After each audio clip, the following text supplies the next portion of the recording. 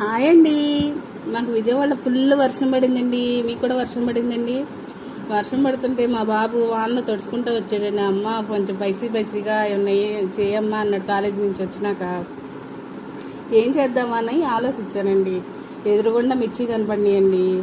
సర్లే మిర్చి బజ్జీ వేద్దామని చెప్పేసి చక్కగా వేడివేడిగా మిర్చి బజ్జీ వేసి పెట్టానండి. మా బాబుకి చక్కగా ఆహ్లాదిస్తూ తిన్నాడండి. మీకు కూడా వర్షం పడుతుందండి. మాకు విజయవాడలో మాత్రం ఫుల్ వర్షం పడిందండి. మీరు కూడా కొంచెం ఫైసీగా ఏమైనా చేసుకుని తినండి. వర్షంలో మనం అలా వేసుకుని తింటామంటే బాగుంటుంది కదండి. మీరందరూ నా వీడియో చూస్తున్నందుకు చాలా చాలా థ్యాంక్స్ అండి. బాయ్ అండి. మీరందరూ బాగున్నారా? నేను కూడా బాగున్నానండి. అందరూ బాగుంటే మనము బాగుంటామండి. బాయ్ బాయ్ అండి.